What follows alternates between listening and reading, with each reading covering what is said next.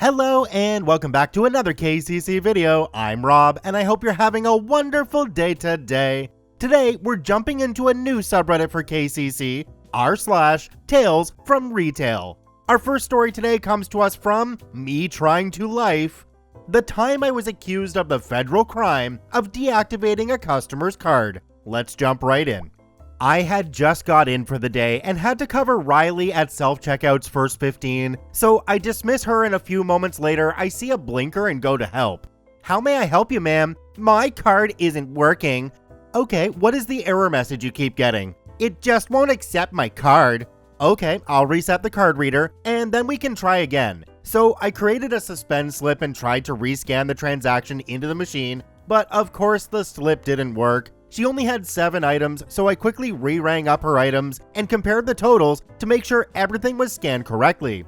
Okay, it'll be $32.09. That's the wrong total, you double scanned. I then double check again that the totals are the same from the suspend slip, then go back and look at the sales screen and everything is only rung up once. Sorry ma'am, but there's no item listed twice and all items that are scanned are in your bag. Is there something you'd like to remove? No, ring it up again. This time, I'll keep an eye on you. So I scan everything again and get the exact same total. Your total will be $32.09. The machine is wrong. That's not the correct total. To my luck, but not my supervisor's, he just happened to be passing through self-checkout, and I needed to try and de-escalate the situation, and I figured I should pass her up before she gets more upset and ask my boss to ring her out quickly. He agrees and gets the same total as me. The lipstick was $3, not $6. Our company policy is to just change the price if it's not a significant loss, so he just changes the price on the lipstick. Okay, sorry about that ma'am, your total will be $28.88. That's better. So she tries to pay again and once again her card declines. When a card declines, there are multiple reasons for it, and we don't assume it's just because the card doesn't have enough funds. So we try to go through the list, but she's very defensive, and none of the other ways make any difference. So we tell her she just has to contact the card provider to see why the card isn't working. She, however, believes that I have broken her card and starts screaming that at the top of her lungs. She broke my card. Ma'am, she didn't.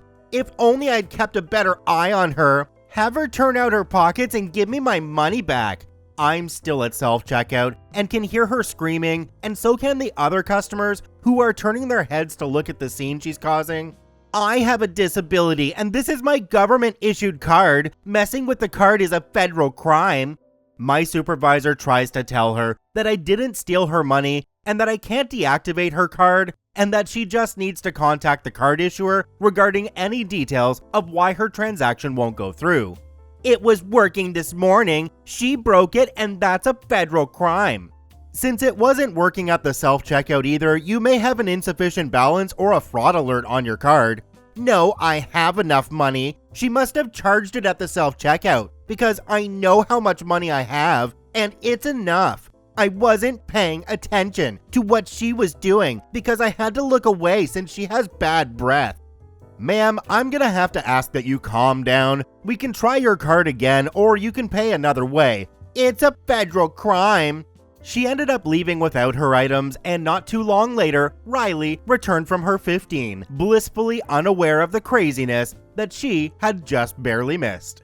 So I get a feeling that the customer didn't actually have the money, and she might have just been making a scene to try and get the stuff for free. What do you all think? I could be way out in left field, but who knows? I'd like to see your comments down below. Do me a quick favor, have a look down below the video. If that subscribe button's still red, it means you're not actually subscribed to the KCC channel. Please hit that subscribe button for more daily Reddit stories. Our second story today comes to us from J Hoffshow 1, $600 in overage charges, and it's allegedly my fault. Let's jump right in. So a bit of background, I work for a retailer that provides mobile service. There are 4 major characters to this story: me, OP, coworker, Angry Lady, Angry Lady's mom. So earlier today, I have a customer, Angry Lady, that comes in angry and upset, and I ask how I can help them. She begins to give me a very lengthy explanation about how she signed up for our mobile services from coworker, and had racked up $600 in charges for a shared plan on her mother's account. She begins to tell me about how her mother is on a fixed income and how she can't afford it and she's going through a lot in life right now. So I express my sympathy and attempt to help her out, just walking into the situation. This is where it gets interesting. Every time I would try to read off what is on my computer system or billing ledger for her, she would interrupt me and go on a tirade about how that's not what she signed up for or how the billing is incorrect. As it turns out, the person berating me, Angry Lady, was the one who racked up all the charges. And when I tell her that, she explains to me that her son has autism and uses the phone non-stop. Not a problem, but it still doesn't resolve the fact that she was the one who went over. She then tells me that all of her phones on that plan should have been unlimited. I called up coworker who helped them and he confirmed they signed up for a shared plan, to which she, Angry Lady, profusely refused and told me it was supposed to be unlimited when in fact, my coworker had told me they instead insisted on the shared plan. She switched to unlimited, but the charges remained because it was from a past billing statement. She demands I refund her, which I have legit no authority to do so, especially for a $600 credit. So I email my supervisors and a regional manager about what I should do. At that point, all I could do was send an email and provide her some phone numbers to get her pointed in the right direction. By this point, Angry Lady was calmer and apologetic and thanked me for helping her. Not 30 minutes later, she, Angry Lady, comes back in and interrupts me while I'm helping other customers and berates me in front of the other customers and shouts at me that they will not refund her. So she forcefully puts her phone into my hands and has me speak to the phone rep, and they explain to me that it was a legitimate charge because they cannot refund her. So she's shouting at me while I'm talking to this phone rep, and before I can get more information from this rep, she snatched her phone out of my hands and said, "F this, F all of you, we're going to the bank and canceling the charges and switching carriers," and abruptly leaves. The only person I felt honestly bad for was the mom, and apparently she was more upset than Angry Lady. This completely takes me back to working in call centers, particularly working in one that dealt with cable TV and pay-per-view charges. I remember an older lady calling in and mentioning something about her bill being extremely high, and then finding out that there were a ton of adult movie extra charges on that bill. I mentioned this and asked her if she'd like me to read off the list, but she just started crying and hung up. Our third story today comes to us from Grouchy Old Boomer, my first unreasonable customer. Let's jump right in. I started working retail a little over 3 years ago as a side job to my longtime factory job. I'm divorced and the kids are grown, so I was bored and applied when a new store came to town and they hired me, big surprise to me. But I'm older and responsible, so they work with me on the hours and it works out. I've actually been having a pretty good time with it since it's so different from my full-time job, and I really wondered about the horror stories people tell about the horrible customers they encounter until about a month ago. I was working the register when an older gentleman comes in and starts raising hell about something. I'm occupied and there was a new boss talking to him, so I wasn't paying much attention. The new boss is a younger girl and she's a real sweetie, and I don't think she deals with things like that very well, so this guy is just reaming her. One of our services is filling propane tanks, like you use on a grill, and I guess this guy is missing an O-ring to this tank. He is saying we are responsible for maintaining the tanks and we need to take care of this problem for him. New boss is trying to help him, but she screwed up at first and told him we don't maintain the tanks, and that wasn't what he wanted to hear, so he's on a rant. A rant like I haven't heard out of a customer. I finish with the customer and have a bit of time, so I walk over and catch up with what is going on, just as he's talking about our responsibility to maintain his tank again. So I step in and tell him we fill the tanks and that's it. I tell him we don't have parts, training, or any kind of tools to work on tanks. He isn't having it and seems even more angry that I'm arguing with him and keeps repeating himself about our responsibilities. So I ask if the gas station where he fills his car is responsible for maintaining it, which pushes him further over the edge, but he just keeps repeating the same thing over and over, like it didn't matter what we said. If it wasn't what he wanted to hear, he wasn't going to acknowledge it.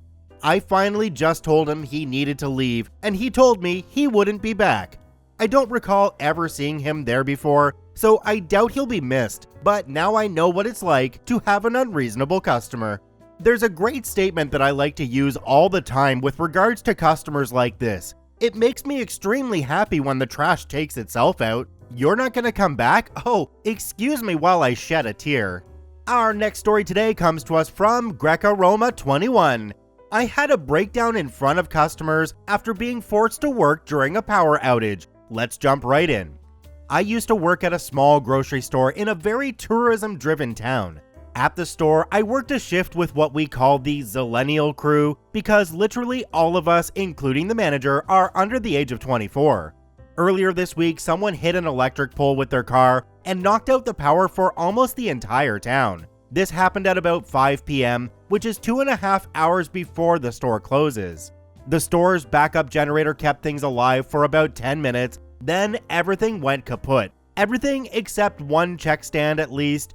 We think it had some kind of battery backup. Only half of it was working though. The cashier screen with the buttons, the cash drawer, and the receipt printer. No barcode scanner, no produce sale, no card reader.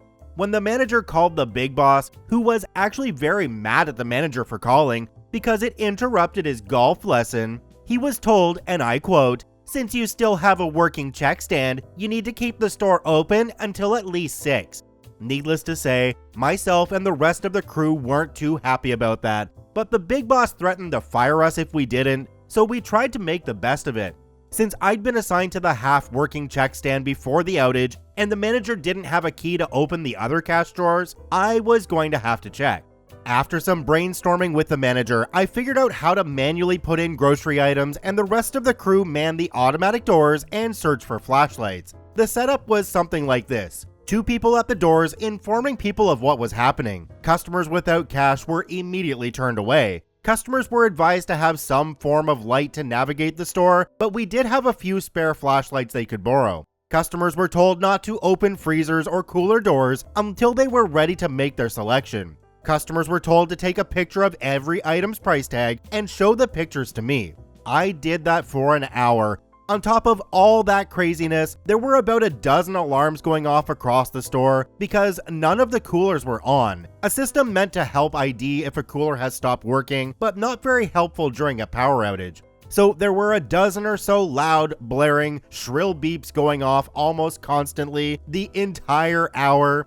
6 o'clock finally comes around, and right on cue, my check stand dies. I immediately break down crying. I cannot form words. The crew explained to the customers and convinced them to put their items back. Everyone got really pissy because it was just working a second ago. I have to sit down and try to collect myself. One of the crew sits with me, trying to help me with some relaxing breathing. One of the customers decided to be snotty on their way out and said something like, "Tell that fat stupid bee to stand up and stop crying." They were forcibly escorted out by the manager and one of the burliest crew members. Manager calls Big Boss, tells him we're closing. Other workers sweep up a bit and we all leave. I ended up quitting a few days later, but the whole situation still makes me mad. I'm a firm believer that when the power goes out in most stores, the store should be completely closed. One of the major reasons for this is because if the power is out, your security cameras don't work. Beyond the fact that it's a massive security risk, what if one of your customers is going through a dark store and hurts themselves because they couldn't see where they were going? That's gonna come back on your store. So in the power outage, shut it down, it just makes sense. Our last story today comes to us from Tony Snark81. Known shoplifter gets told. Let's jump right in. The store I run is in a nicer mall in an upscale part of Southern California. Sadly, the local law enforcement has made it known that they won't really help us fight shoplifting, so the idiots run amok. This is the story of how I chased one off, hopefully permanently. Over the weekend, my junior manager sent a video of a kid stealing an item from the store. This brain surgeon stuffed it in his pocket right on camera, then bolted from the store. We knew he'd done it before, but now we had the proof. But what to do with it? Monday morning comes, I'm working with my senior sales associate, and who comes in? Our friend, the knucklehead. We look at each other and he kinda smirks, then starts hanging about his favorite area. My associate is all over it, not leaving him alone for an instant, when I got an idea. Hey, associate, did I show you the video of the idiot who stole the brownie mix last Friday? We got him on camera stuffing it in his pocket, then running out the door like a moron. He probably thinks it's got the THC in it, went home, made the brownies, and spent the weekend thinking he was stoned. That idiot strikes me as being that stupid. She picked up on it pretty quickly, and we laughed about how stupid this kid was right in his face, all without ever hinting that we knew it was him. He kept side-eyeing me, getting more and more annoyed, until he finally turned and stormed away, heading for the door. I followed him out, and as he walked away, I dropped the final bombshell. Oh, hey, don't ever come back. You're banned from the store for theft. He didn't acknowledge it, but the store across from us heard me, and I ended up sending that manager the video as well, and she's sharing it with the other managers in the mall. He hasn't been seen these last couple of days. So it's really interesting to me that the police don't do anything about shoplifters in that area. When I was a teenager, I was in a Zellers and I got picked up for shoplifting a deck of frickin' cards, and the police were called and everything. Oh, it was horrible. But I've grown up now, I think, maybe. Let's just move on to the next subject. Oh, wait, we're done. Thanks to all 5 OPs for posting. Links are in the description down below. Thank you for watching, have a wonderful day, and we'll see you tomorrow.